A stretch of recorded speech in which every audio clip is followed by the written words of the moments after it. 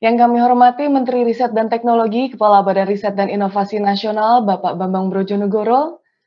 Yang kami hormati PLT Sekretaris Kementerian Ristek BRIN, Bapak Mego Pinandito. Yang kami hormati PLT Staf Ahli Menteri Bidang Relevansi dan Produktivitas, Bapak Ismu Nandar.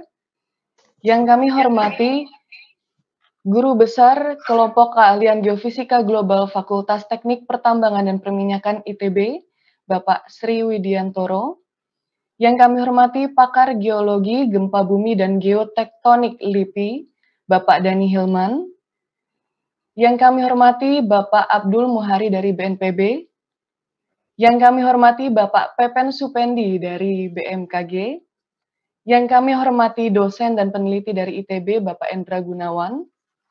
Yang kami hormati seluruh eselon 1, 2, 3, dan 4 Kemenristek BRIN, beserta media, dan Bapak Ibu hadirin yang telah hadir melalui virtual, baik melalui video conference dan melalui kanal YouTube. Assalamualaikum warahmatullahi wabarakatuh. Selamat sore, salam sejahtera bagi kita semua. Selamat datang Bapak Ibu dalam agenda Public Expose atau keterangan publik risiko tsunami di selatan Pulau Jawa bersama Menristek BRIN pada hari ini, Rabu 30 September 2020. Sebelum mengawali agenda, mari bersama membaca basmalah Bapak Ibu agar agenda dapat berjalan tanpa hambatan yang berarti. Bismillahirrahmanirrahim. Bapak Ibu yang kami hormati, kami informasikan bahwa selama berjalannya acara, tim host kami akan memute atau mode heningkan seluruh video. Apabila Bapak Ibu hadirin atau dari media memiliki pertanyaan terkait agenda, kami persilakan untuk dapat menyampaikan pertanyaan melalui kolom chat Zoom atau melalui komen di kanal YouTube. Pertanyaan-pertanyaan yang masuk akan kami sampaikan pada sesi tanya jawab di akhir acara, menyesuaikan dengan waktu yang tersedia. Bapak Ibu, saya akan membacakan terlebih dahulu seluruh rangkaian agenda pada siang hari ini. Untuk agenda yang pertama akan diawali dengan arahan Menristek Kepala BRIN, Bapak Bambang Brojonegoro, lalu dilanjut dengan paparan dengan pembicara Bapak Sri Widiantoro dari ITB, lalu dilanjutkan dengan Bapak Dani Hilman, dengan moderator Bapak Ismu Nandar. Setelah itu dilanjutkan dengan sesi tanya jawab media. Nanti akan dimoderatori juga oleh Bapak Ismu Nandar begitu. Bapak Ibu yang kami hormati, sebagaimana kita ketahui, dalam beberapa hari terakhir ini berbagai media massa mengangkat topik mengenai potensi gempa bumi megatrust, betul ya Bapak Ibu, yang kemungkinan menyebabkan tsunami di pantai selatan Pulau Jawa. Potensi kejadian tersebut merupakan hasil penelitian potensi tsunami yang dilakukan oleh berbagai institusi. Dalam rangka memberikan penjelasan dan klarifikasi kepada masyarakat terkait hal tersebut, Kementerian Riset dan Teknologi, Badan Riset dan Inovasi Nasional menyelenggarakan acara penjelasan publik risiko tsunami di selatan Pulau Jawa bersama Bapak Menristek, Kepala BRIN, dan beberapa ahli yang telah bergabung dengan kita pada sore hari ini. Bapak Ibu, untuk mengetahui lebih lanjutnya terkait potensi tsunami di selatan Pulau Jawa, langsung saja kita akan mendengarkan arahan dari Menteri Riset dan Teknologi, Kepala Badan Riset dan Inovasi Nasional, kepada Bapak Bambang Brojonegoro. Kami persilahkan. Terima kasih, Ratia. Assalamualaikum warahmatullahi wabarakatuh. Waalaikumsalam. Selamat sore, salam sejahtera, salam sehat buat kita semua. Yang terhormat para narasumber, Prof. Sri Widiantoro, Dr. Dani Hilman, kemudian Pak Ismu Nandar selaku moderator, serta Bapak Ibu yang mewakili kementerian lembaga, serta tentunya rekan-rekan media yang saya banggakan. Tujuan dari acara pada sore hari ini adalah kita ingin membahas secara saintifik, ya, dengan latar belakang keilmuan, ya, sekaligus kita juga harus lebih paham mengenai kondisi di mana kita tinggal pada hari ini. Ya. Kita tahu Indonesia adalah termasuk artinya wilayah Indonesia itu digolongkan sebagai sabuk api atau ring of fire yang memang mempunyai potensi adanya bencana, gempa bumi, gunung letus, ya, vulkanik, maupun tentunya tsunami yang biasanya mengikuti gempa bumi pada skala tertentu atau pada lokasi tertentu, ya. Nah, kalau saya share screen sedikit ya, di halaman 2, kebetulan Prof. Sri Widiantoro dan tim baru saja menghasilkan publikasi dengan judul Implication for Megatrust Earthquake and Tsunamis from Seismic Gaps South of Java. Ya, jadi dari judulnya ini adalah suatu pembahasan secara saintifik mengenai adanya gap di selatan Pulau Jawa yang memang ada kemungkinan menimbulkan ya gempa bumi dalam skala besar maupun tsunami yang mengikutinya. Dan setelah dipublikasi 17 September 2020, artikel tersebut sudah diakses lebih dari 6.000 kali. Jadi memang tentunya banyak orang yang ingin tahu ya lebih dalam mengenai apa yang mungkin terjadi di selatan Pulau Jawa itu sendiri. Dari segi keilmuan, ya nanti juga bisa ditekankan oleh para pembicara, sampai hari ini memang belum ada metode atau teori yang bisa memprediksi apakah suatu gempa akan terjadi dan kapan, ya, di halaman berikut ya. Jadi memang gempa itu belum bisa diprediksi di awal, ya.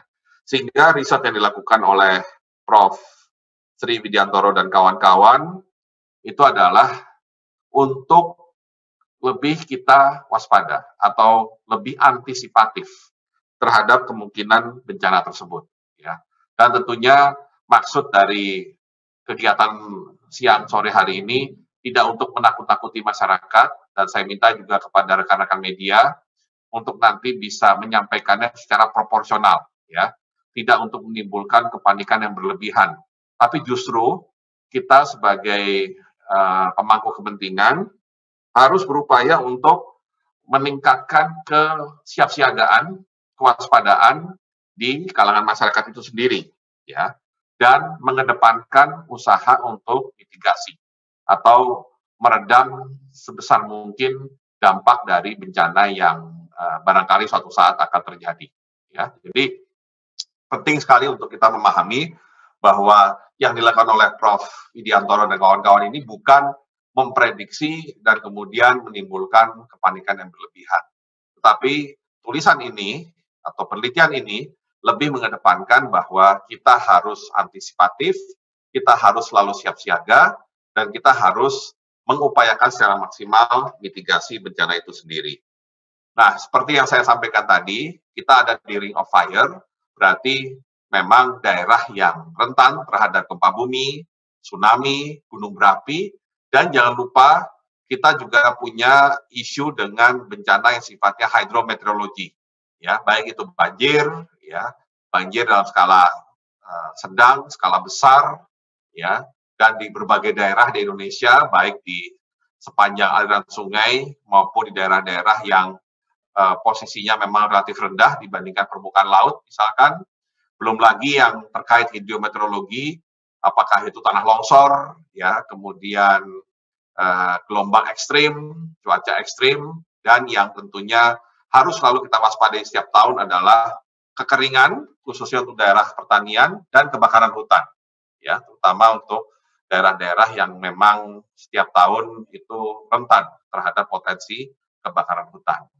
Dan otomatis keberadaan bencana tersebut akan menimbulkan berbagai dampak, baik dalam bentuk kerentanan sosial untuk penduduk, kerentanan fisik ya untuk fasilitas maupun untuk perumahan, kerentanan ekonomi ya, kegiatan ekonomi pasti terganggu kalau ada bencana yang signifikan, dan tentunya yang tidak boleh dilupakan kerentanan di lingkungan hidupnya sendiri ya, karena misalkan kebakaran hutan itu pasti akan menimbulkan gangguan pada ketahanan lingkungan hidup kita.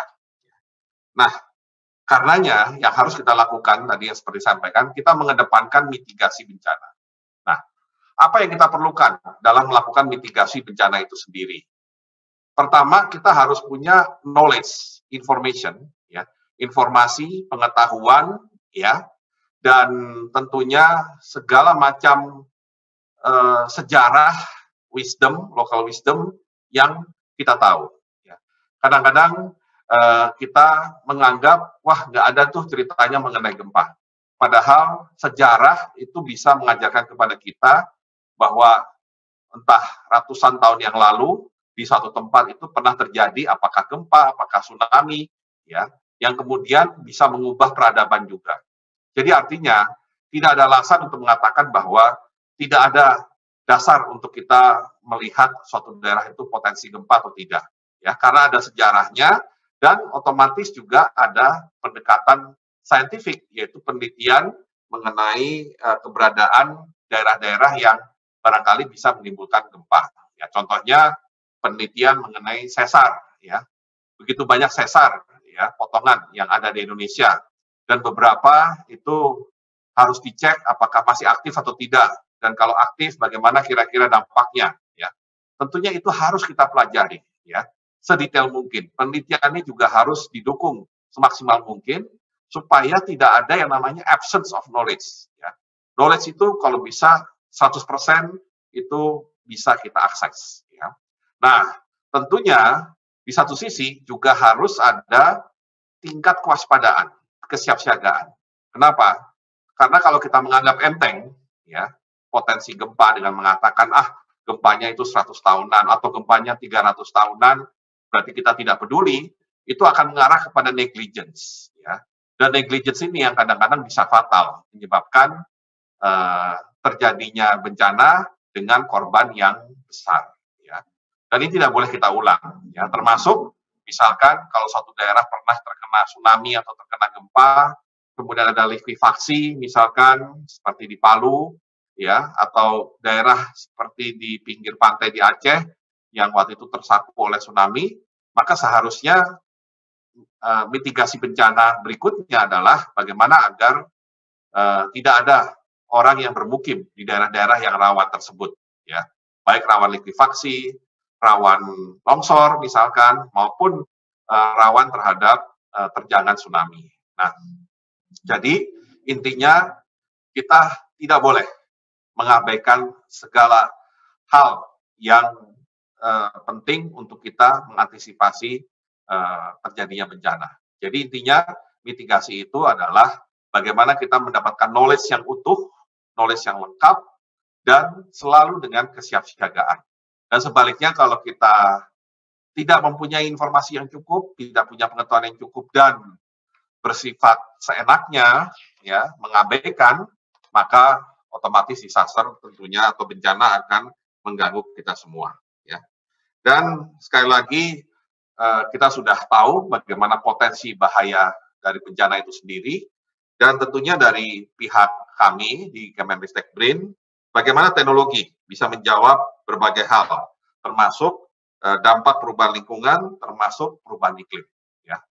Nah, jadi artinya teknologi adalah bagian dari knowledge tadi yang perlu kita perkuat, ya, agar kita bisa lebih bisa melakukan mitigasi terhadap bencananya, sekaligus tidak mengabaikan potensi bencana, karena kita selalu menyiapkan atau membentengi diri kita sendiri dengan pendekatan teknologi, ya.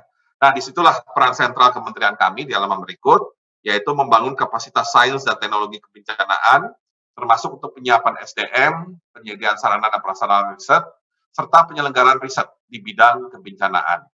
Dan tentunya riset ini bisa dilakukan oleh perguruan tinggi seperti ITB, tempatnya Prof. Sri Widiantoro, maupun oleh LIPI atau lembaga penelitian seperti tempatnya Dr. Dhani Hilman, ya. Dan kita harapkan kita bisa menghasilkan dan mengelola pengetahuan melalui riset kebencanaan tersebut. Jadi pentingnya knowledge di sini adalah knowledge yang memang dasarnya adalah riset yang mendalam, riset yang komprehensif, sehingga knowledge-nya pun adalah knowledge yang tentunya sesuai dengan kebutuhan kita, ya. Dan kalau saya langsung ke yang BPPT, ya. Nah, yang ini. Nah, saya hanya ingin mengupdate, terutama rekan-rekan media, bahwa setelah kejadian tsunami, terutama tsunami Palu, ya, maka pemerintah sudah membuat sistem yang disebut sebagai INATWS, ya. Jadi Indonesian Tsunami Early Warning System, ya. Nah, disinilah pentingnya early warning system, ya, karena kita tidak tahu, tidak bisa memprediksi di mana dan kapan ya terjadinya gempa dan tsunami, ya terutama tsunami-nya. Karena itu salah satunya adalah kita harus menciptakan sistem pendeteksi dini dari tsunami tersebut, yaitu dengan dua sistem. Ada dalam bentuk buoy, ya buoy itu bisa dilihat yang warna merah putih, ya yang ada dekat kapal, gambar kiri atas, ya itu buoy system untuk mendeteksi secara dini kalau ada tsunami, sehingga dalam waktu hitungan detik ya informasi itu langsung bisa didapatkan terutama oleh pihak-pihak yang ada di darat ataupun pihak-pihak yang terdekat dengan lokasi bencana, sehingga bisa dilakukan upaya mitigasi sedini mungkin, ya. Dengan sistem lainnya adalah dengan sistem kabel, ya. Dengan sistem kabel, ya, dan salah satunya sudah juga disiapkan di daerah selatan Pulau Jawa, khususnya di daerah Selat Sunda, ya. Nah, kalau kita lihat, ya, yang hijau, ya, itu ada hijau dan merah, yaitu lokasi-lokasi yang akan disiapkan baik dengan sistem kabel maupun dengan sistem buoy. Ya. Nah, kita harapkan buoy dan kabel yang disiapkan itu nantinya bisa menyelamatkan lebih banyak orang apabila terjadi kejadian bencana yang tentunya sangat tidak kita harapkan. Ya. Tapi sekali lagi, kita harus tetap siaga, kita harus tahu penuh apa yang sebenarnya terjadi, dan memang barangkali mentalitas kita harus seperti di Jepang. Ya. Jepang itu sama dengan Indonesia, negara yang sangat rentan, baik gempa maupun tsunami. Dan di Jepang itu sudah ada protokol yang jelas, yang ketat, mengenai apa yang harus setiap orang lakukan ketika terjadi gempa terutama, ya, dan juga tsunami. Nah, tentunya itu yang patut menjadi perhatian kita, dan sekali lagi, apa yang disampaikan oleh Prof. Widiantoro dan Dr. Dhani Hilman nantinya perlu kita dalami sebagai upaya untuk meningkatkan kesiapsiagaan, ya, dan tidak untuk menimbulkan kepanikan yang berlebihan di masyarakat. Demikian yang bisa saya sampaikan sebagai pengantar. Tentunya mari kita dengarkan lebih dalam apa yang akan disampaikan oleh para narasumber kita. Terima kasih. Assalamualaikum warahmatullahi wabarakatuh. Waalaikumsalam warahmatullahi wabarakatuh. Terima kasih banyak Bapak Menteri atas arahannya.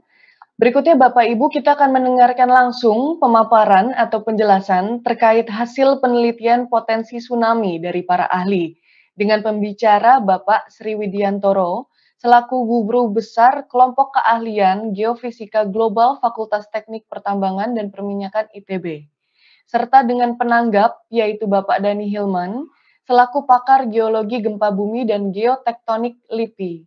Dan agenda ini akan dimoderatori oleh PLT Staf Ahli Menteri Bidang Relevansi dan Produktivitas, Bapak Ismu Nandar. Kami serahkan kepada Bapak Ismu Nandar. Silakan Bapak. Terima kasih Mbak Ratia. Mohon izin Pak Menteri, Bapak Ibu sekalian, selamat sore Pak Menteri dan Bapak Ibu, teman-teman media, juga Bapak Ibu yang bergabung di kanal YouTube. Jadi sebagaimana tadi sudah disampaikan Bapak Menteri bahwa hasil penelitian yang disampaikan atau dipublikasikan oleh Pak Sri Widiantoro dan teman-teman peneliti yang sebagian juga hadir di sini, publikasi di jurnal yang sangat prestisius di Nature. Pak Menteri tadi sampaikan datanya bahwa dalam beberapa hari saja dipublikasikan sudah diakses oleh banyak peneliti lain, 6.000 lebih, dan itu menunjukkan memang sesuatu hasil penelitian yang signifikan ya. Jadi tanpa membuang waktu, saya persilakan Pak Sri Widiantoro untuk menceritakan beberapa yang disampaikan Pak Menteri tadi. Sebetulnya ini adalah untuk menunjukkan kepada kita upaya-upaya kita bagaimana kita bersiap atau memitigasi hal-hal yang berisiko untuk terjadi. Saya persilakan Pak Sri Widiantoro, Pak Ili biasanya kami manggilnya. Terima kasih banyak Pak Ismu Nandar, yang saya hormati Bapak Menteri, Bapak Ibu yang hadir pada acara yang sangat terhormat ini. Bagi kami boleh menyampaikan hasil penelitian kami di hadapan Pak Menteri dan Bapak Ibu semua. Penelitian ini merupakan penelitian dari tim besar Bapak Ibu. Di sini ada diantaranya Dr. Indra Gunawan yang hadir di sini, Dr. Abdul Muhari dari BNPB, bahkan rekan saya dari Cambridge University, Nick Rawlinson dari Kyoto University, ada Jim Mori, dan masih banyak lagi rekan Pepen dari BMKG yang hadir juga di sini. Kami akan membahas seperti pesan Pak Menteri tadi secara saintifik dari apa yang sudah dipublikasi dalam atau 2 minggu kemarin. Pertama, riset ini dimulai dari keingintahuan Bapak Ibu, rasa ingin tahu, curiosity, setelah ada paper oleh Ron Harris dan Major dari Amerika, itu dari Utah, pada tahun 2016 itu memberitakan bahwa mereka menemukan tsunami deposit di dekat Pangandaran. Mereka perkirakan barangkali itu dari gempa yang cukup besar, tidak yakin juga, mungkin 1584 atau 1586. Pada waktu itu diberitakan memang Prambanan dan Borobudur itu mengalami kerusakan. Nah, kami saya terutama sebagai seismologis ingin tahu sebenarnya sumbernya di mana. Sumbernya di mana megathrust itu. Nah, apakah bisa kita petakan? Kebetulan sekali ITB menawarkan riset multidisiplin pada tahun 2018 dan riset ini kami mulai tahun kemarin dengan rekan-rekan dari geodesi, ahli GPS maupun ahli tsunami, yaitu Pak Abdul Muhari, sehingga dari riset ini bersyukur 2 minggu yang lalu muncul paper kami yang memang open access, jadi langsung dibaca oleh banyak rekan-rekan baik di dalam maupun di luar negeri. Ini saya ambil langsung gambar yang dari paper kami, area studi kami yang sebelah kiri atas di sepanjang Jawa, bagian selatan, ini yang ingin kami ketahui. Sebagai seismologis yang belajar gempa bumi, dari melihat peta epicenter ini ada yang menarik sekali, Bapak Ibu, yang kami kasih warna merah muda ini yang disebut seismic gap. Jadi tidak seperti yang di selatan, di sepanjang Palung itu cukup banyak gempa, di dekat pulau juga banyak gempa, namun diantaranya ada zona yang relatif sepi gempa, yang sering disebut sebagai seismic gap. Untuk melihat ini pada kedalaman berapa, kami buat 3 vertical cross sections, A, B, C, seperti ini Bapak Ibu. Jadi lokasi seismic gap itu yang kami beri warna merah muda ini. Dan kedalamannya memang kurang dari kira-kira 30 km, itu kira-kira memang posisi megathrust, Bapak Ibu. Nah, itu dari data gempa bumi, kami menggunakan data dari BMKG maupun dari International Seismological Center di Inggris. Dan dari rekan Indra Gunawan memanfaatkan data GPS yang ada di Pulau Jawa cukup banyak. Sebelah barat ini sudah dipublikasikan oleh Ibu Rahma, dan sebelah timur ini dikerjakan dalam riset ini. Apa warna merah dan biru ini, Bapak Ibu? Sebenarnya yang disebut lokasi megathrust itu yang warna merah ini, Bapak Ibu ya. Kalau yang biru ini gempanya sudah rilis, sudah pernah terjadi. Nah, yang di Jawa Timur ada juga seperti ini. Dan kalau kita overlay dengan data gempa, kelihatan korelasi yang cukup bagus, di mana warna merah ini sangat kuat, gempanya relatif sepi di sini Bapak Ibu ya. Demikian juga sebelah timur.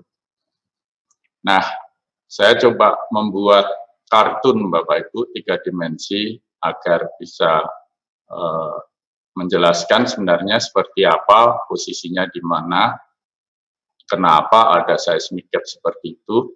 Jadi kita sudah sering dengar bahwa Indo-Australian Plate, saya singkat IAP, itu bertubrukan dengan busur Sunda yang merupakan bagian tenggara dari blok Asia, dan karena dia lebih berat maka dia masuk ke dalam bumi.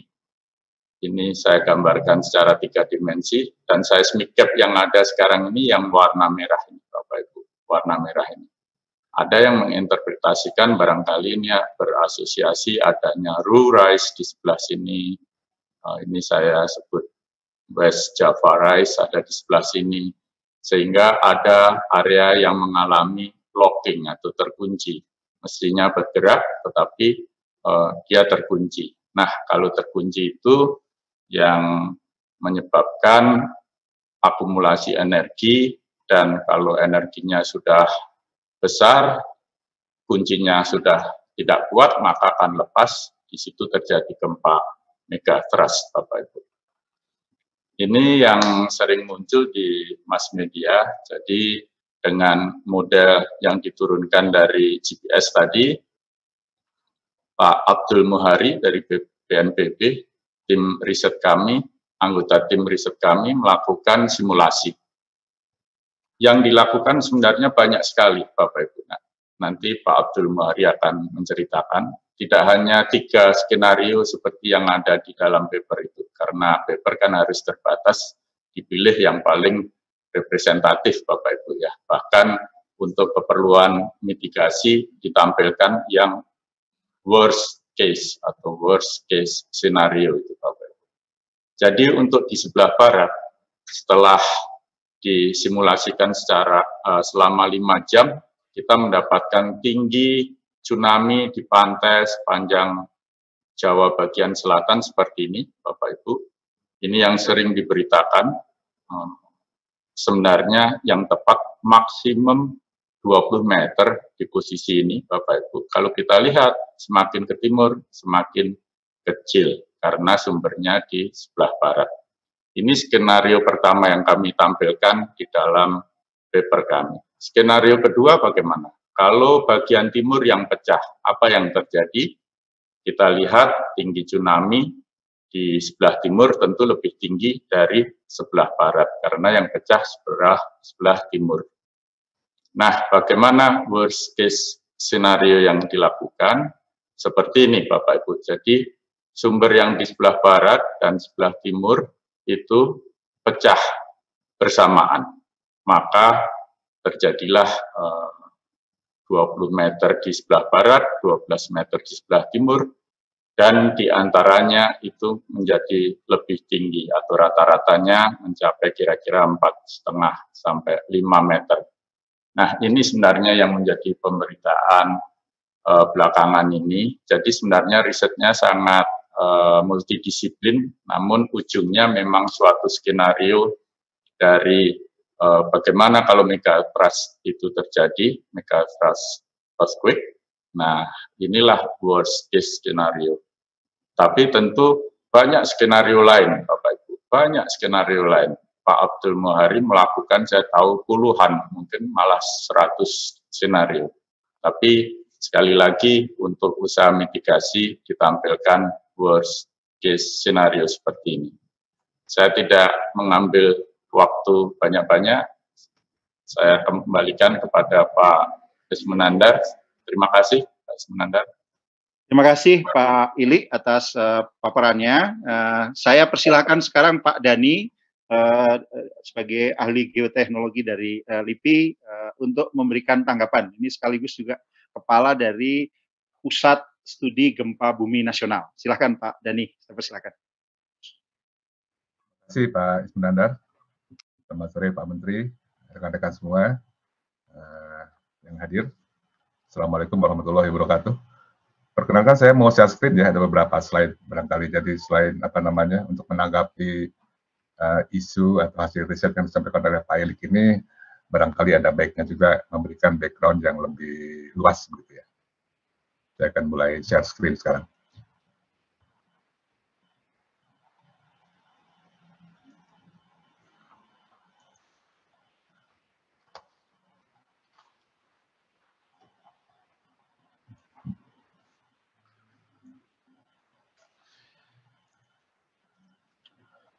Baik. Jadi zona subduksi Jawa yang tadi sudah diuraikan oleh Pak Ilik itu adalah bagian dari zona subduksi Sunda yang mulai dari Andaman sampai Jawa, bahkan ini menerus sampai Bali sampai Lombok ya. Jadi itu satu zona subduksi yang panjang gitu ya. Jadi pada intinya Pulau Sumatera dan Jawa ini ditekan oleh Samudra Hindia yang menunjam di bawah Pulau Sumatera dan Jawa. Ada satu hal yang barangkali kita notice begitu ya, geografi beda antara Selatan Jawa dengan Sumatera. Kalau di Sumatera itu kan di Forak ini namanya tuh, itu kan ada kepulauan ya, Kepulauan Mentawai, Nias, Melu. Nah kalau di Jawa itu nggak ada, nggak muncul sebetulnya, bukan nggak ada di dalam laut. Itu kenapa? Karena salah satunya adalah karena lempeng yang menunjam di Jawa itu jauh lebih tua dari yang di Sumatera. Kalau di Sumatera itu umurnya hanya sekitar puluhan juta, kalau di sini ratus juta. Jadi lempeng itu lebih berat, sehingga secara umum sih dia lebih tidak menekan ke arah Jawa, sehingga si bagian dari Jawa itu dia lebih turun gitu ya. Tapi dalam hal riset, Selatan Jawa itu menjadi tantangan yang lebih besar. Karena kalau di Sumatera, keberadaan pulau ini bisa dipakai untuk memasang peralatan, seismometer, GPS, dan sebagainya, yang notabene persis di atas megatrasnya. Nah, kalau di Jawa tidak bisa begitu. Ya. Ini slide selanjutnya ini ya, sebentar. Oke, slide selanjutnya. Jadi yang kita bincangkan sekarang ini adalah tentang megatrust. Jadi itu adalah batas lempeng penunjaman. Gitu ya. Ini yang menjadi fokus dari riset kita ini sekarang, perhatian kita. Barangkali ini satu pengetahuan umum gitu ya, kalau dalam megatrust itu, dalam waktu dia mengakumulasi energi gempa atau dorongan gempa, secara sangat lama, puluhan, ratusan, bahkan sampai ada ribuan, periode ulangnya itu, maka yang terjadi bagian di atas megatrust ini akan tertekan ke bawah gitu. Ada subsidence ini. Sedangkan yang di bagian buntutnya, kalau di Pulau Jawa ya berarti di bagian Jawanya ya, pantai Jawa itu akan terangkat sedikit. Nah, kalau nanti ada gempa megatrust terjadi, maka sebaliknya akan terjadi. Jadi kalau yang di di daerah lautan dia akan terangkat. Waktu gempa Aceh 2004 itu sampai 5 meter pengangkatannya. Nah, sebaliknya kalau pantai Jawa itu akan ada subsidence, dia sampai 1-2 meter gitu ya. Itu memang karakteristiknya begitu. Jadi sistem megatrust ini kalau kita sederhanakan seperti sistem per begitu.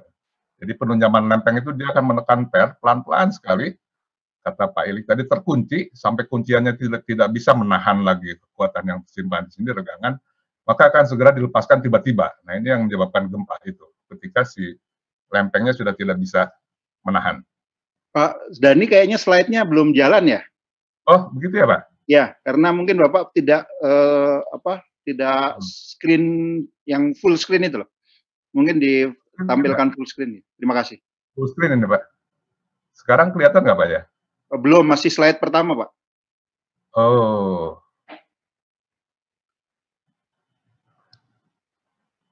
Yang kelihatan sekarang yang ada foto Pulau Nias ini yang terangkat. Iya, pokoknya masih slide yang pertama, masih slide. Yang pertama ya? Iya, belum berpindah. Oke. Mungkin harusnya pakai PDF mungkin ya Pak ya?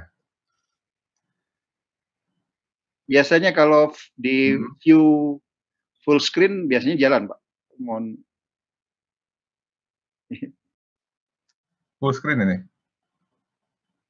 Saya ganti dengan PDF aja mungkin ya? Mangga. Oh ini sekarang sudah Pak kayaknya. Sudah ya? Coba dijalankan. Ini kan yang pertama ini. Ya.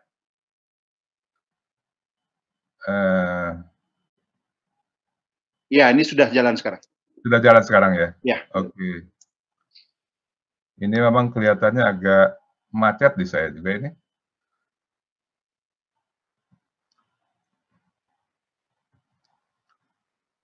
Ini malah nggak jalan sekarang. I see. Oke. Ya. Ya mungkin belum full screen tadi ya Pak ya. Baik, saya lanjutkan sekarang. Jadi yang terjadi, waktu terjadi akumulasi energi gempa itu, maka bagian di atas megatrust itu akan turun perlahan-lahan. Jadi seperti yang terlihat di Nias ini, waktu itu ada Sekarang malah belum share screen Bapak. Pak Dhani belum share screen-nya. Oh. Baik.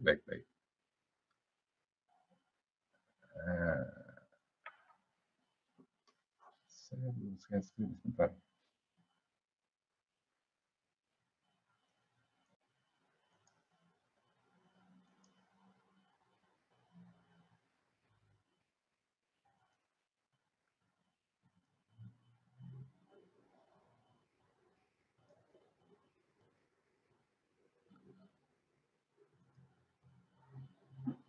Bapak Dhani mohon izin. Ya. Mungkin bisa kita bantu, Bapak kalau berkenan bisa dikirim langsung ke Prof. Ismu. Boleh juga, Ibu. Siap, nanti dari Prof. Ismu mungkin bisa diteruskan ke saya. Siap, Bapak. Biar tim host kami biar bantu untuk tayangkan. Ini juga sudah oke kayaknya. Sudah oke sekarang? Belum. Bisa dikirim ke saya aja, Pak. Nanti saya bantu. Sudah dikirim tadi? Ya.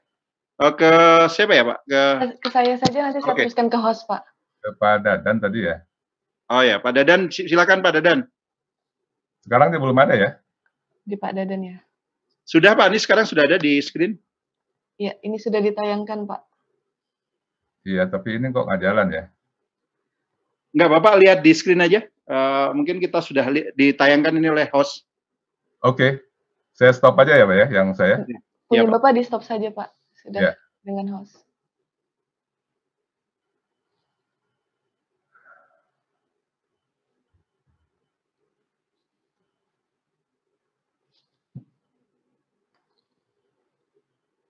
Ini punya saya atau punya panitia ini? Punya Bapak Dhani. Bapak Dhani bisa lihat tayangannya? Kami bisa lihat Pak. Iya. Silakan dilanjutkan Pak, mohon izin. Ini tayangan yang Bapak tadi kirimkan ke Bapak Dadan. Dari host Pak. Dari host Pak, sudah dari host Bapak. Tinggal bicara saja. Silakan dilanjutkan Pak Dadan, silakan. Next. Ya, terus next.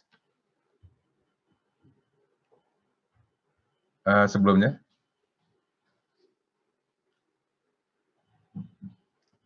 Oh iya ini PDF ya. Baik. Ya terus saja. Baik, jadi tadi sudah ceritakan bahwa zona subduksi ini dari Sumatera terus lanjut ke Jawa, terus next.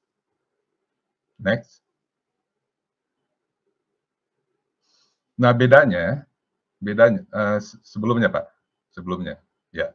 Bedanya kalau di barat Sumatera itu di dalam sejarah sudah banyak terjadi gempa-gempa besar, 1907, 1861 di Nias, 1799 dan 1833 di Mentawai. Sementara kalau di Jawa itu dalam sejarah gempa tidak ada. Itu masalahnya, kenapa begitu ya? Apakah karena periode ulang gempanya itu lebih panjang begitu? Itu perkiraan umumnya. Selanjutnya.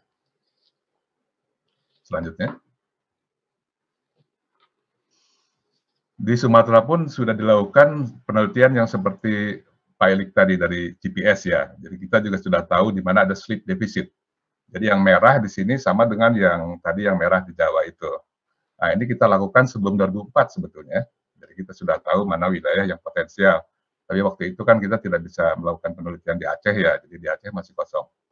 Tapi pada intinya dalam penelitian ini, yang merah di Nias ini persis sama dengan wilayah gempa 2005. Jadi intinya penelitian pemetaan sumber gempa megatrust dengan continuous GPS ini efektif kelihatannya. Jadi itu bisa dilakukan juga di Jawa dan itu sudah dimulai oleh Pak Ilik. Jadi saya pikir harus terus dilanjutkan gitu ya. Karena masalahnya itu, kalau di Jawa itu tidak ada pulau, kalau di sini ada pulau, sehingga kita bisa pasang peralatan GPS langsung di sumbernya di atas. Kalau di Jawa nggak bisa. Jadi mungkin harus pakai yang di bawah laut, ada CGPS di bawah laut, kemudian juga seismograf dan juga ada OBS gitu ya. Kemudian juga harus dilakukan penelitian laut juga dengan marine exploration, dengan kapal LIPI dan BPPT dan yang lain gitu ya untuk mendetilkan itu. Lanjut. Nah, kalau di Jawa pun segmentasinya pun sudah sangat jelas. Kita sudah tahu ada segmentasi segmen Aceh Andaman, kemudian segmen Nias, segmen Mentawai, Enggano. Nah, bagaimana dengan Jawa? Nah, tadi yang sudah dimulai oleh Pak Ilik itu. Jadi sudah ada perkiraan segmentasi, ada Jawa, ada Barat dan Timur itu tadi ya. Dan kata Pak Ilik itu bisa sekaligus juga gempa bersamaan. Lanjut. Nah, bedanya lagi, kalau di Sumatera kita sudah lebih mengenal siklus gempanya. Jadi seperti segmen di Aceh, kita tahu siklusnya bahwa sebelum 2004 itu pernah juga terjadi gempa dan tsunami yang bahkan lebih besar tahun 1450. Dan ini dalam sejarah udah nggak ada, Pak. Jadi bukan nggak ada sejarahnya, tapi sejarahnya hilang di sini karena terlalu lama, 1450 ya. Nah, kemudian juga gempa Nias, kita sudah ada siklusnya. Kalau di Nias ini siklusnya sekitar 150-an. Jadi 1861, kemudian terjadi lagi 2005. Nah, di Mentawai lebih komplit lagi. Kita ada, ini dari penelitian geologi ya, ada 700 tahun ke belakang, sehingga kita tahu siklus gempanya. Dimulai dari tahun 1300. Yang tercatat di sejarah hanya tahun yang 1797 dan 1633 ini. Jadi yang sebelumnya itu dari data geologi gitu ya. Nah, di Jawa ini yang belum ada kita. Siklusnya kita belum ada, sehingga kita sekarang ini, walaupun tadi dikatakan ada potensinya, tapi kita belum tahu sekarang. Kita sekarang menyangkut siklus gempa di Jawa itu ada berada di mana? Apakah di awal siklus, apakah di tengah-tengah, atau sudah di akhir? Misalnya seperti yang di Mentawai ini, kalau ini kan sudah diidentifikasi dengan baik bahwa sekarang ini kondisi Mentawai sudah di akhir siklus, bahkan sudah mulai melepaskan gempa tahun 2007 dan 2010 begitu ya. Dan masih ada potensi sekitar 8,8 yang di bawah Siberut itu. Lanjut. Jadi ini sebetulnya bukan isu yang baru kalau isunya sih ya. Ini slide ini saya ambil dari presentasi saya di AGU, Fall Meeting, American Geophysical Union Fall Meeting di San Francisco, itu tahun 2013 gitu ya. Nah, kita pun melakukan hal yang sama. Jadi kalau kita plot semua epicenter gempa, maka terlihat di sini ada seismic gap gitu kan. Yang satu di Mentawai, yang satu lagi di Jawa. Jadi kalau identifikasi sudah sejak 7 tahun yang lalu, sehingga penelitian rekan-rekan, Pak Rizky dan kawan-kawan itu adalah update dari isu yang lama dengan riset yang mendalam gitu ya. Jadi sekarang ada konfirmasi bahwa selain di Mentawai, ternyata di selatan Jawa itu pun memang benar ada seismic gap, ada potensi yang seperti di Mentawai, megatrust dengan tsunami yang bisa besar. Gitu. Barangkali demikian yang bisa kita bahas untuk bahan diskusi, Pak. Terima kasih. Baik. Terima kasih banyak Pak Dhani atas tanggapannya, dan tadi sebetulnya konfirmasi dari beberapa hasil penelitian yang disampaikan oleh Pak Ilik tadi. Pak Menteri dan Bapak pembicara, ini sudah ada beberapa pertanyaan dari media. Memang kita sudah pilihkan beberapa. Jadi mungkin tidak semuanya. Nanti mungkin kalau Pak Ilik punya waktu dan sudah banyak juga media yang sebetulnya menghubungi Pak Sriwidiantoro, Pak Ilik. Jadi sebetulnya juga sudah beberapa media sudah memperoleh jawaban juga dari Pak Sriwidiantoro. Nah, ini ada pertanyaan untuk Pak Menristek. Pertama, Pak Menteri adalah bagaimana upaya Kemenristek BRIN ke depan dalam kaitannya dengan potensi tsunami di selatan Jawa ini. Ini kemudian ada pertanyaan ikutan, apakah ada tim kaji cepat barangkali untuk meneliti isu ini. Malah sampai tanya siapa penelitinya barangkali ya. Mungkin sekalian yang kedua Mbak, yang tadi ada pertanyaan juga dari Kompas yang saya kira agak related gitu ya. Ditayangkan silakan halaman keduanya. Yang dari Kompas ini adalah ini mungkin terkait dengan adanya bandara di selatan Jogja itu ya. Bagaimana implikasi kajian ini terhadap pengurangan risiko bencana? Mungkin Pak Menteri bisa memberi komentar, barangkali nanti para pembicara juga bisa memberi komentar tambahan. Saya persilahkan Bapak Menteri. Ya, terima kasih Pak Ismo. Menjawab pertanyaan, coba yang pertanyaan sebelumnya. Nah, yang dari Mina dan Sainesia, ya. Di kementerian kami tentunya fokusnya ada dua, yaitu pada riset mengenai potensi kebencanaan itu sendiri, ya, baik yang terkait gempa, tsunami, termasuk megatrust, dan juga yang juga harus diperhatikan karena Pulau Jawa itu adalah pulau yang padat penduduk, maka salah satu yang menjadi perhatian kami adalah sesar-sesar yang diperkirakan masih aktif, ya, artinya yang masih berpotensi menimbulkan gempa di Pulau Jawa itu sendiri, ya, di bagian barat, tengah maupun di timur, ya. Jadi itu fokus untuk penelitian plus tentunya penelitian mengenai daerah-daerah lainnya, ya, yang di luar Jawa yang juga punya potensi gempa dan tsunami yang perlu diperhatikan. Nah, tentunya timnya di sini utamanya adalah pembicara yang ada sekarang ini, yaitu dari LIPI dan dari perguruan tinggi. Sedangkan hal kedua yang kami lakukan adalah upaya mitigasi melalui partisipasi kami di early warning system, ya, untuk tsunami-nya, di mana BPPT yang ada di bawah Kemenristek BRIN itu sudah melakukan pembuatan dan penyebaran buoy dan sistem kabel pendeteksi di berbagai titik, khususnya dimulai di selatan Pulau Jawa. Dan kalau tadi memperhatikan peta yang kami sampaikan, nantinya akan dipasang di berbagai tempat di Indonesia yang diperkirakan punya potensi tsunami yang perlu diidentifikasi, ya, lebih awal, ya, untuk early warning. Jadi peran kami memang lebih kepada penelitian mengenai potensi gempanya dan bagaimana kita mengembangkan early warning system, ya. Untuk pertanyaan dari Kompas, coba yang berikutnya. Kompas. Nah, tentunya kita tahu bahwa kalau kita bandingkan, ya, di Sumatera misalkan, kenapa wilayah barat Sumatera secara pertumbuhan ekonomi kalah dibanding wilayah timur. Sama juga dengan pertanyaan kenapa wilayah utara Pulau Jawa jauh lebih cepat daripada wilayah selatan. Padahal kedua-duanya itu berada di satu pulau, ya. Nah, ternyata memang ini sudah pola yang terjadi lama. Jadi sejak sebelum kemerdekaan, bahkan sejak zaman Belanda pun kelihatan bahwa Belanda juga hanya fokus pada Sumatera bagian timur maupun Jawa bagian pantai utara, ya. Dan di era kemerdekaan, meskipun kita tentunya tetap mengedepankan pemerataan pembangunan, termasuk membangun infrastruktur di sebelah barat maupun di selatan Pulau Jawa, sebelah barat Sumatera dan selatan Pulau Jawa, tetapi memang adanya potensi gempa ini harus menjadi perhatian kita. Karena kalau daerahnya itu secara ekonomi berkembang pesat, maka otomatis ada konsentrasi dari penduduk yang tinggal di situ. Dan tentunya kita tidak ingin penduduk dalam jumlah besar terekspos dengan resiko bencana.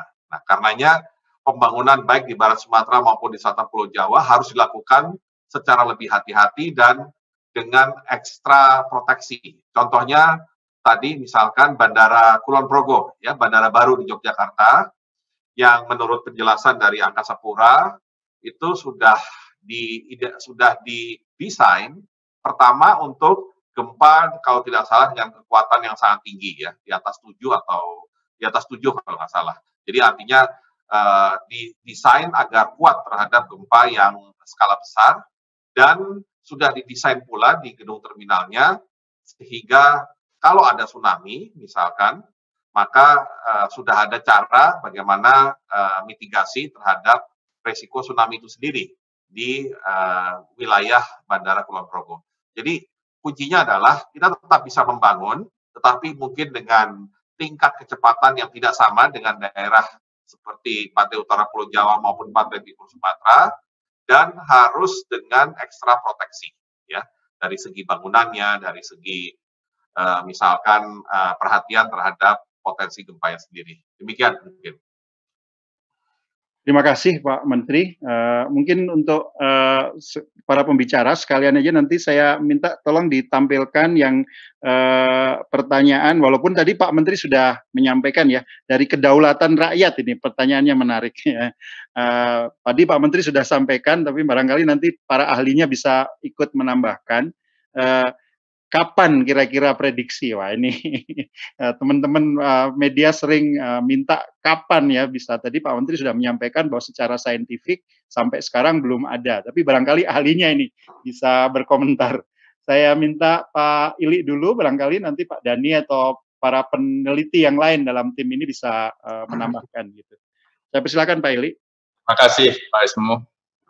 Pertanyaan yang sering ditanyakan ke kami, saya ulang lagi bahwa di dalam seismologi atau ilmu gempa bumi, definisi prediksi gempa adalah memprediksi kapan akan terjadi, maksudnya terjadinya kapan, posisinya di mana.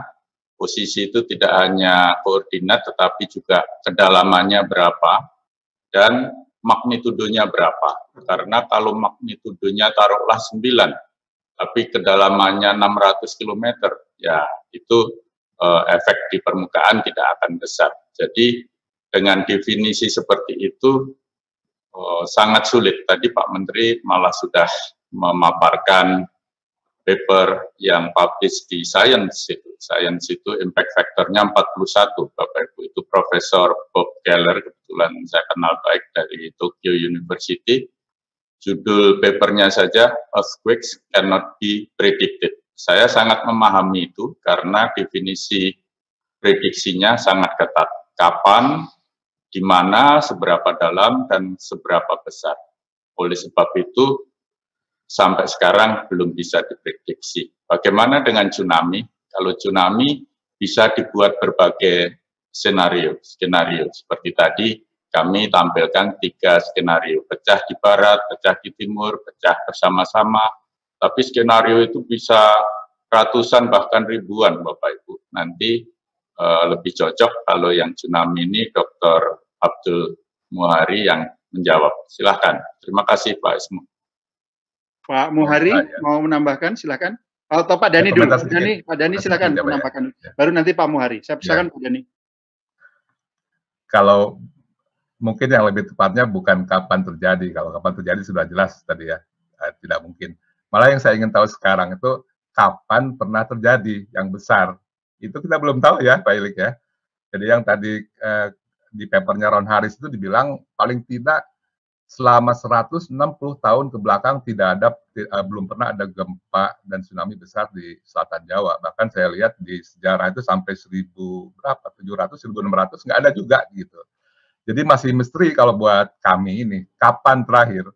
Kenapa itu penting? Karena kalau kita tahu kapan terakhir terjadi, kemudian misalnya kita tahu berapa ratus tahun sekali, seperti kata Pak Eli kan kalau di papernya sekitar 400 tahunan. Nah, kalau kita tahu misalnya pernah terjadi 1500, berarti kan sekarang sudah overdue begitu ya. Jadi sebelum tahu kapan akan terjadi, kita harus tahu dulu kapan terakhir terjadi, Pak. Terima kasih. Pak Muhari, ingin menambahkan, silakan. Mungkin kalau untuk pertanyaan ini sudah terwakili oleh Pak Ilik dan Pak Dhani, Pak Prof. Mungkin nanti kalau ada yang lebih teknis tentang tsunami kami jawab. Baik, terima kasih. Mungkin bisa ditampilkan yang pertanyaan dari Indosiar. Tadi sebetulnya sekilas sudah disinggung oleh Pak Dhani ya.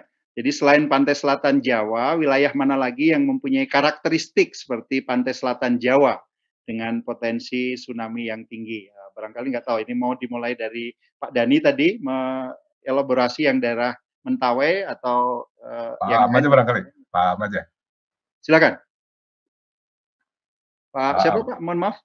Pak Abdul Muhari aja. Abdul Muhari, siapa Abdul Muhari ya. Silakan.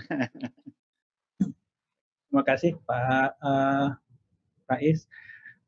Selamat sore Pak Menteri. Mungkin kalau untuk selain pantai selatan Jawa, daerah-daerah yang memiliki potensi tsunami yang tinggi sebenarnya kalau untuk sumber gempa megatrust itu sudah disampaikan dan dijelaskan dari hasil yang dikeluarkan oleh tempatnya Pak Profesor Sri Widiantoro dan Pak Dhani, itu Pusgen yang background-nya beliau berdua ini bahwa kita punya daerah-daerah dengan potensi megatrust mulai dari barat Sumatera terus menerus ke selatan Jawa, selatan Nusa Tenggara, naik ke atas di Maluku, Maluku Utara, Utara Papua, dan Utara Sulawesi Utara. Tetapi memang kalau melihat tadi dari historis yang ada, kata kuncinya memang seperti tadi disampaikan oleh Pak Dhani, kita harus tahu dulu kapan kejadian-kejadian yang besar ini terjadi terakhir kali. Nah, mungkin di sini untuk Barat Sumatera sudah tadi disampaikan oleh Pak Dhani, masih ada Mentawai yang potensinya mungkin sudah hampir pada waktunya. Tetapi juga ketika kita berbicara tsunami, sebenarnya pembelajaran kita dari Jepang 2011 kemarin, ada event-event yang sifatnya high frequency but relatively low impact. Tetapi juga ada low frequency but relatively high impact. Jadi meskipun periode ulang dari kejadian gempa yang membangkitkan tsunami ini biasanya lebih dari 50 tahun, tetapi kita bisa klasifikasikan 50 sampai 200 tahun itu mungkin masih masuk dalam high frequency but relatively low to medium impact. Nah, di atas 200 tahun itu baru kita kualifikasikan sebagai low frequency but high impact.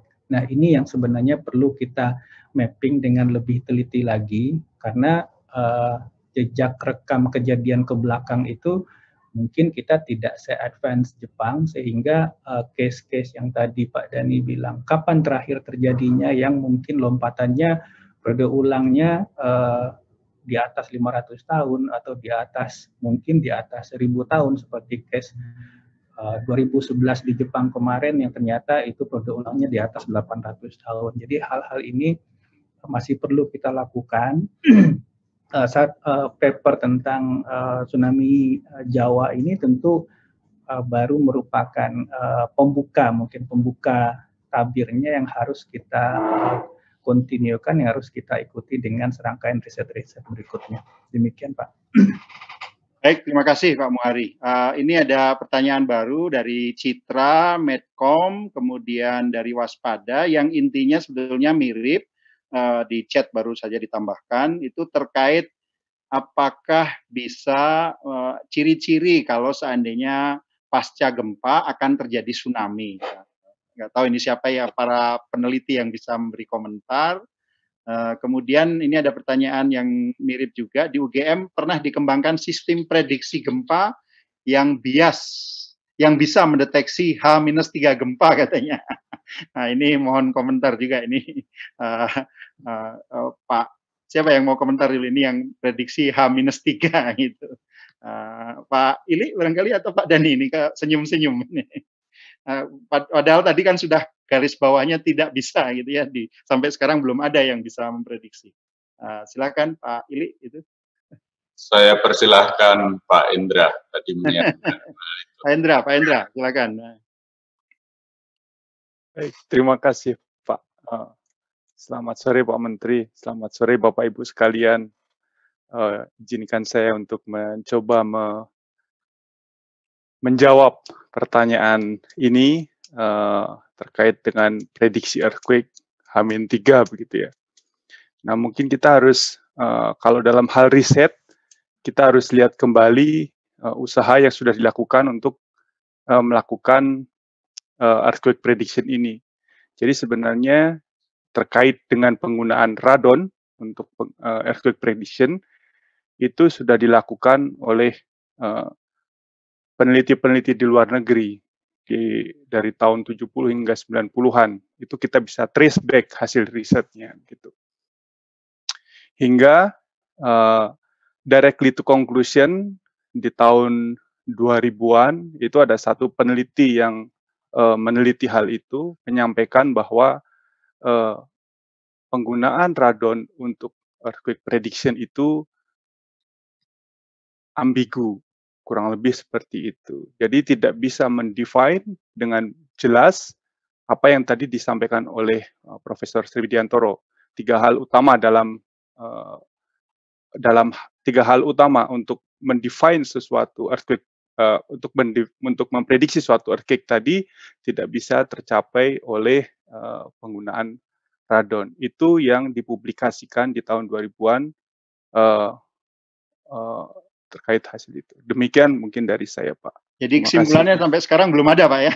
Belum bisa. Ya, jadi tidak bisa mendefinisikan dengan jelas itu tadi, Pak. 3 parameter utama dalam earthquake prediction. Terima kasih. Terima kasih, Mas Hendra. Kalau tadi yang ini terkait kalau sesudah pasca gempa, barangkali ada ciri-ciri tertentu, misalnya Pak Muhari barangkali ya, akan komentar? Ya, terima kasih Pak Is. Jadi ada satu kata bijak yang sebenarnya kalau di Jepang itu selalu disampaikan terus-menerus.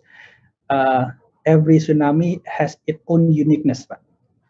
Jadi terkadang kriteria natural gejala alam yang mendahului tsunami itu terkait dari karakteristik gempanya tidak sama. Pengalaman kita yang paling bagus itu ada di Mentawai pada tahun 2007, itu ada gempa besar 8,6. Benarkan kalau saya salah Pak Dani untuk magnitudenya, 8,6 di Mentawai 2007, guncangannya sangat kuat, tetapi tsunami-nya sangat kecil. Jadi masyarakat Mentawai waktu itu sempat kaget, sempat ketakutan luar biasa karena gempanya sangat kuat. Gempanya di offshore Bengkulu tapi terasa sangat kuat di Pagai Selatan.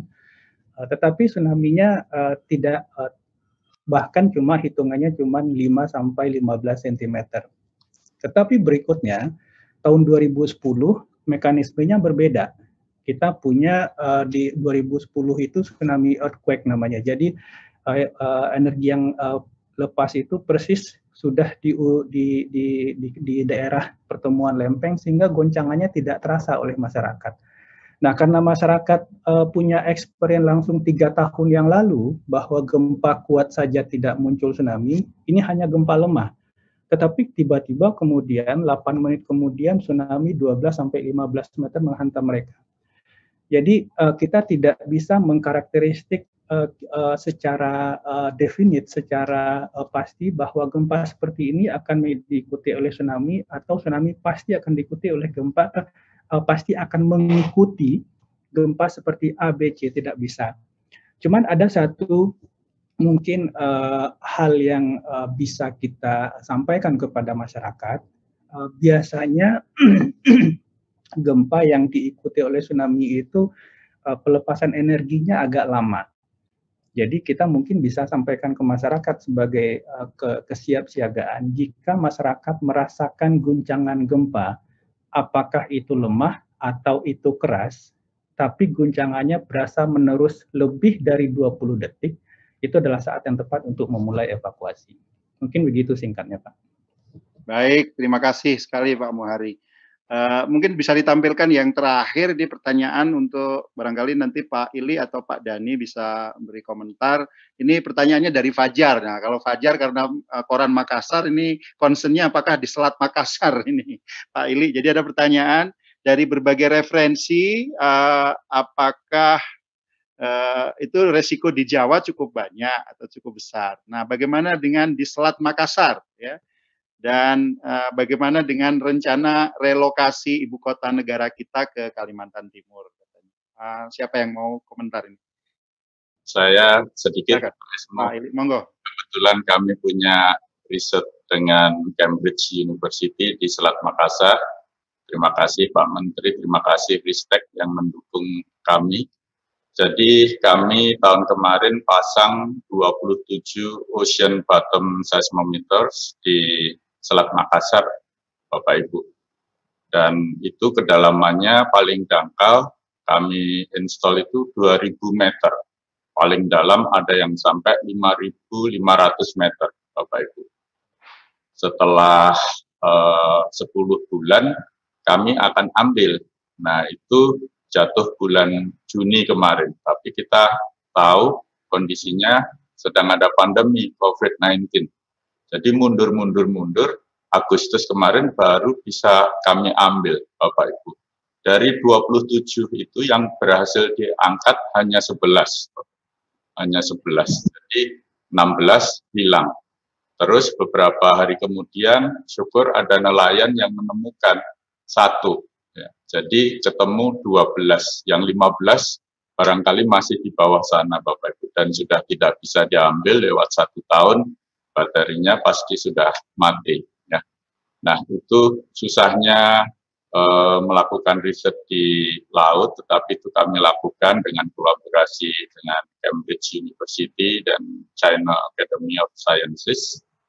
Jadi dengan data itu kami nanti akan bisa atau berusaha berharap mendapatkan sumber gempa yang barangkali selama ini belum kita ketahui. Yang sudah kita ketahui tentu kita bisa modelkan, tapi dengan jemput bola menaruh ocean bottom seismometers di dasar laut, itu harapan kami bisa keluar hasil studi yang penting, sangat signifikan, dan saya tidak berani menyampaikan awal karena ini papernya sedang disubmit oleh seorang rekan di Tektonophysics. Jadi sebenarnya sudah dimodelkan tsunami jika sumber-sumber yang ada di sana itu terjadi pelepasan energi, bahkan ditambah dengan longsoran di bawah laut di tengah Selat Makassar itu luar biasa. Kemungkinan longsor di bawah laut itu sudah dipetakan dengan sangat baik. Papernya sudah disubmit, semoga dalam waktu dekat kita bisa melihat hasil yang memang sudah lewat peer reviewed international, jadi kita bicaranya bisa secara saintifik. Untuk sekarang saya share yang sudah kami lakukan dan akan terus kami lakukan. Terima kasih. Baik, terima kasih Pak Ili. Jadi kita nunggu papernya Pak Ili yang baru tentang ada isu baru lagi ya Pak Makassar. Pak Dhani mau nambahin? Tidak, saya pikir mungkin menjelaskan saja yang dikatakan oleh Pak Elik itu di Selat Makassar itu ada sumber gempa juga yang sudah ya memang belum banyak diteliti. Yang pertama adalah disebut sebagai Selat Makassar Trust, itu ada di sisi Sulawesi. Kemudian yang berikutnya adalah dari zona subduksi, itu pun tsunami-nya sampai juga ke ke wilayah Selat Makassar. Dan yang ketiga itu tadi longsoran bawah laut. Demikian. Baik, terima kasih. Mohon izin ini sekarang saya kira karena sudah sebagian besar pertanyaan disampaikan, saya kira kita mohon penutup dari Pak Menteri, tapi sekaligus ada pertanyaan kecil Pak Menteri dari Tribun News dan dari ini ada majalah teks, jadi itexmax.com, bisa ditayangkan barangkali sebentar, yang dari Tribun itu ingin menyatakan atau memperjelas lagi penjelasan Pak Menteri tadi, selain BPPT barangkali ya, apakah ada badan lembaga riset di bawah Kemenristek BRIN yang memiliki hasil inovasi juga untuk memitigasi bencana tsunami di pantai selatan atau di umumnya di Indonesia. Kalau teman-teman bisa tayangkan. Kemudian yang kedua yang dari itexmax itu menanyakan tentang sejauh mana peran teknologi, terutama Internet of Things, bisa digunakan untuk pencegahan bencana. Mungkin karena BPPT juga sekarang sudah mengembangkan artificial intelligence yang terkait, dan Pak Menteri baru saja melaunch strategi nasional artificial intelligence. Tapi berkenan Bapak Menteri sekaligus memberikan pesan-pesan kepada media tadi tentang bagaimana teman-teman media tidak menimbulkan kepanikan ya, atau melalui penjelasan yang sudah disampaikan sore hari ini. Mohon berkenan Pak Menteri. Ya, terima kasih Pak Ismu. Untuk rekan-rekan media yang baru saja mengikuti acara ini, pertama mungkin yang mohon bisa nanti disampaikan adalah bahwa belum ada, ini yang perlu diulang-ulang terus, belum ada metodologi atau model atau pendekatan untuk memprediksi ya gempa. Dan apalagi ketika bicara prediksi ya beda sama prediksi pertumbuhan ekonomi yang cukup keluar dengan sekian persen. Di sini kita bicara tidak hanya di mana tapi juga kapannya, dan yang lebih sulit lagi sampaikan oleh Prof. Widiantoro tadi mengenai kedalamannya, ya, dan juga kepada kekuatannya. Ya, jadi sudah dibuktikan secara ilmiah, tadi Dr. Endra juga sudah menyampaikan, sudah ada paper yang dipublish juga secara internasional bahwa belum ada. Ya, jadi intinya ini penting untuk tidak menimbulkan kepanikan, ya, karena memang metode belum ada metodenya. Ya, yang kedua, daripada kita bicara mengenai atau daripada kita panik berlebihan terhadap kemungkinan potensi bencana, lebih baik kita mengantisipasi, yaitu dalam bentuk kesiapsiagaan. Ya, ini pasti yang selalu akan dikedepankan oleh BNPB. Ya, meskipun tentunya BNPB punya tugas untuk melakukan tanggap darurat kalau terjadi bencana, tetapi tentunya salah satu tugas BNPB yang paling penting bersama BMKG juga adalah bagaimana kita memitigasi bencana dengan kesiapsiagaan. Dan kesiapsiagaan ini tidak hanya tadi yang seperti saya sampaikan dalam bentuk kita misalkan menyiapkan tsunami early warning system, ya, dalam bentuk buoy maupun dalam bentuk kabel, ya, yang di bawah laut di wilayah-wilayah atau lokasi-lokasi yang rawan terhadap tsunami, ya, sehingga paling tidak bisa memberikan bukan prediksi ya, tapi memberikan estimasi waktu gap antara terjadinya gempa dengan potensi tsunami, dan mudah-mudahan dari buoy atau dari kabel tersebut bisa segera disampaikan, tentunya dengan pendekatan teknologi, ya, secepat mungkin sampai kepada darat, ya, terutama masyarakat yang ada di sepanjang pantai, ya. Nah, tentunya kita juga perlu mengedepankan teknologi termasuk untuk evakuasi, ya. Saat ini kita tampaknya belum bisa menjalankan protokol yang ketat seperti di Jepang, ya, yang sudah sangat terorganize, ya, bagaimana yang seharusnya dilakukan oleh setiap orang apabila terjadi gempa atau tsunami, dan tampaknya itu sangat perlu di Indonesia, dan tentunya tidak bisa hanya mengandalkan pendekatan manual karena Indonesia adalah negara yang besar. Karena itu pendekatan teknologi, baik teknologi komunikasi, ya, maupun artificial intelligence ini menjadi penting. Dan kita di Kemenristek akan terus mendorong, ya, baik penelitiannya langsung mengenai kebencanaan, ya, yang dilakukan oleh LIPI dan berbagai perguruan tinggi termasuk ITB, serta juga kita mengedepankan tadi, ya, pendekatan teknologi untuk mitigasi dari bencana itu sendiri seperti yang dilakukan BPPT.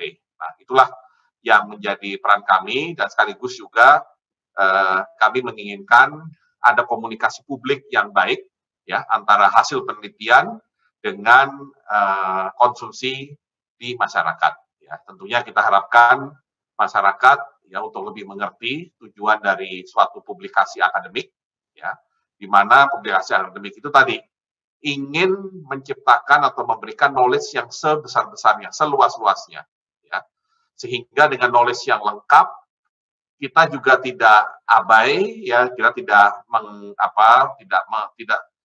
tidak cuek istilahnya terhadap potensi bencana, sehingga kita tidak negligence. Nah, kombinasi dari knowledge dan kesadaran inilah yang menurut saya bisa menjadi senjata kita, ya, untuk berhadapan dengan bencana. Dan jangan lupa yang harus selalu diingat, kita memang tinggal di daerah ring of fire dengan potensi baik bencana yang kegempaan, ya, maupun bencana yang hidrometeorologi. Jadi kita tidak bisa mengandaikan kita menahan bencananya atau lari dari bencananya, tetapi bagaimana cara kita untuk berhadapan dengan bencana dengan menggunakan baik disiplin protokol terhadap kebencanaan plus kemampuan teknologi kita. Nah, karena itulah Kementerian Ristek dan BRIN juga selalu berpartisipasi apabila kita harus mendalami, ya, berbagai ancaman bencana yang mungkin terjadi. Demikian Pak Ismu yang bisa saya sampaikan, dan untuk rekan media terima kasih atas partisipasinya. Demikian juga untuk para narasumber, Prof. Widiantoro dan tim dari ITB, Dr. Dani Hilman, dan Pak Abdul Muhari dari BNPB, serta perwakilan dari kementerian lembaga lainnya. Saya tutup. Wassalamualaikum warahmatullahi wabarakatuh. Waalaikumsalam warahmatullahi wabarakatuh. Terima kasih Bapak Menristek dan atas pesan-pesan dan hal-hal yang penting diperhatikan oleh rekan-rekan media. Mudah-mudahan ini disampaikan kepada masyarakat luas oleh teman-teman media. Sekali lagi kami juga mengucapkan terima kasih pada Pak Menteri, para pembicara, Pak Sri Widiantoro, Pak Dhani sebagai penanggap, juga tim peneliti yang ikut hadir pada kesempatan hari ini, Pak Abdul Muhari, Pak Pepen, Pak Dadan, kemudian Pak Endra Gunawan ya yang ikut hadir pada kesempatan sore hari ini. Saya kembalikan ke Mbak Ratia untuk menutup perjumpaan atau acara keterangan kepada publik pada sore hari ini. Terima kasih. Terima kasih Bapak Ismu Nandar dan Bapak Menteri. Bapak Ibu yang kami hormati, dengan berakhirnya tanya jawab, maka berakhir pula agenda pada sore hari ini. Mohon izin Bapak Menteri, saya ingin mengutip sedikit kalimat milik Bapak Menteri di awal tadi, karena saya rasa akan sangat baik untuk masyarakat. Bahwa agenda ini bukan bermaksud untuk menakuti masyarakat, tetapi untuk lebih antisipatif dan dengan sikap siaga, begitu. Itu penting sekali ya Bapak Ibu, karena saya lihat di YouTube komennya banyak sekali. Jadi kita bukan menakuti, betul, tapi kita harus lebih antisipatif begitu. Semoga public expose atau keterangan publik risiko tsunami di selatan Pulau Jawa bersama Menristek BRIN bisa bermanfaat bagi masyarakat Indonesia. Akhir kata kami ucapkan terima kasih untuk Bapak Menteri, Bapak Ismu Nandar, para ahli yang telah hadir, dan teman-teman media, dan hadirin yang telah bergabung di dalam video conference ataupun kanal YouTube. Kami mohon izin berpamitan. Kami tutup. Wassalamualaikum warahmatullahi wabarakatuh. Waalaikumsalam.